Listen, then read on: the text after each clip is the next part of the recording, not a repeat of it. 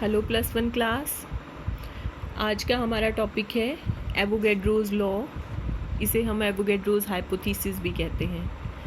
तो एवोगैड्रो का लॉ क्या कहता है कि जब भी हम इक्वल वॉल्यूम ऑफ गैसेस को लेते हैं under similar conditions of temperature and pressure, तो हमारे पास जो गैसेस हैं वो सभी इक्वल नंबर ऑफ एटम्स उनमें आएंगे। ठीक है, फिर से बता रही हूँ। सपोज कीजिए जैसे हमने ये हाइड्रोजन 1 वॉल्यूम लिया, हाइड्रोजन का 1 वॉल्यूम लिया क्लोरीन का। ठीक है, ये कंबाइन करके बन रहे हैं 2 volumes of hydrogen chloride gas. तो अगर हम इक्वल वॉल्यूम ऑफ गैसेस लेंगे similar conditions of temperature and pressure पे, ना टेम्परेचर बदले ना प्रेशर बदले, तो इन गैसेस में इक्वल नंबर ऑफ एटम्स होंगे। जैसे अगर हाइड्रोजन में सपोज n एटम्स हैं तो क्लोरीन के पास भी n एटम्स होंगे। ठीक है, और जो हमारे पास प्रोडक्ट बना उसके पास 2n कंपाउंड एटम्स होंगे, क्योंकि n + n 2n हो जाएगा। तो ये एक तरह का हमारा एवोगैड्रो लॉ है, जिसको हम बर्ज़ीलियस हाइपोथेसिस भी कहते हैं, क्योंकि पहले बर्ज़ीलियस ने ये थ्योरी दी थी, फिर एवोगैड्रो ने इसको थोड़ा सा मॉडिफाई करके बताया।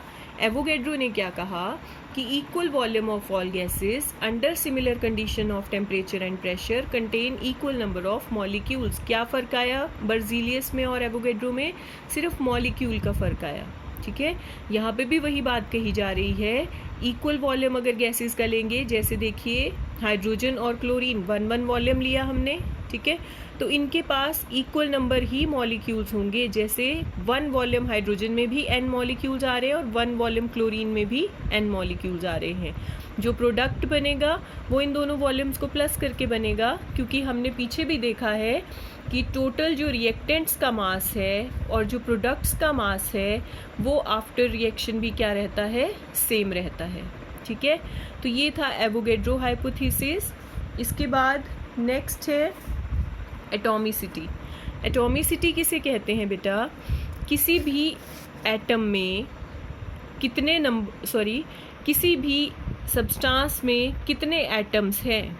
ठीक है, एक पर्टिकुलर एलिमेंट के, उसी को हम उसकी एटॉमिसिटी कहते हैं। फॉर एग्जाम्पल अगर हम ऑक्सीजन मॉलिक्यूल लिखते हैं, ऑक्सीजन मॉलिक्यूल को O2 लिखते हैं, तो ऑक्सीजन मॉलिक्यूल में कितने एटम्स हैं? 2 एटम्स ऑफ ऑक्सीजन है, तो ऑक्सीजन की एटॉमिसिटी क्या हुई? 2।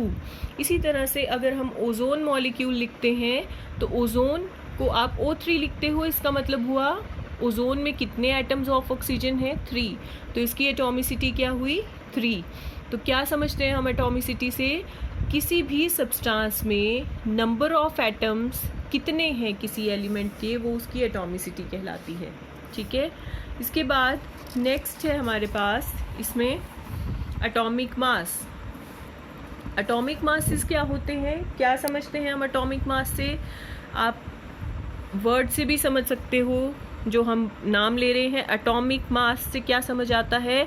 Mass of atom.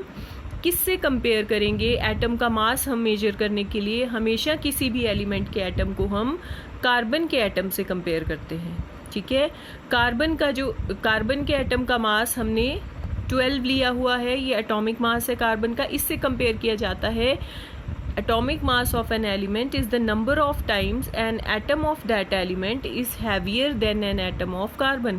कितने टाइम्स किसी पर्टिकुलर एलिमेंट का एटम हैवी है कार्बन के एटम से। कार्बन के एटम का मास कितना है? 12। तो कितने टाइम्स हैवियर है वो उसका क्या कहलाएगा? Atomic mass. और जो एटॉमिक मास है उसका यूनिट होता है 1 एटॉमिक मास यूनिट। सिंबल लगता है AMU।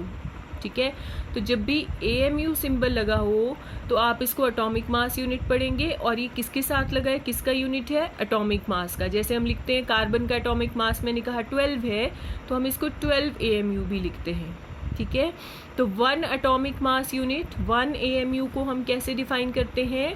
कितना होता है ये? 1/12 of the mass of an atom of carbon 12 isotope.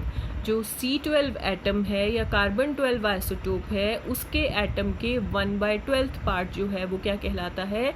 1 atomic mass unit कहलाता है। इसी तरह से एटॉमिक मासेस जो हैं वो सभी एलिमेंट्स के फिक्स्ड होते हैं। ये देखिए हमारे पास बुक में टेबल भी दिया है। एल्युमिनियम, इसका एटॉमिक मास है 27, ठीक है। Argon 39.9, beryllium 9.01, boron 10.8, calcium 40.1। इस तरह से एटॉमिक मासेस दिए हैं डिफरेंट एलिमेंट्स के, और ये फिक्स्ड होते हैं इनके मासेस, ठीक है। तो ये एटॉमिक मास है। इसके बाद आ जाते हैं ग्राम एटॉमिक मास पे। तो अगर एटॉमिक मास को हम ग्राम्स में एक्सप्रेस कर देते हैं तो वो क्या कहलाता है? ग्राम एटॉमिक मास कहलाता है, ठीक है। जैसे, और एक चीज़ और आपने ध्यान से समझनी है, ग्राम एटॉमिक मास को ही हम 1 ग्राम एटम भी कहते हैं किसी भी एलिमेंट का। For example, atomic mass of oxygen है 16 AMU। अभी पढ़ा हमने कि एटॉमिक मास का यूनिट है AMU। इसी को हम ऐसे भी लिख सकते हैं, gram atomic mass of oxygen is equal to, तो एटॉमिक मास को ही जब ग्राम में एक्सप्रेस करते हैं 16 ग्राम। फर्क क्या आया? सिर्फ AMU की जगह पे हमने क्या पुट कर दिया? ग्राम, ठीक है। तो ये बन गया ग्राम एटॉमिक मास।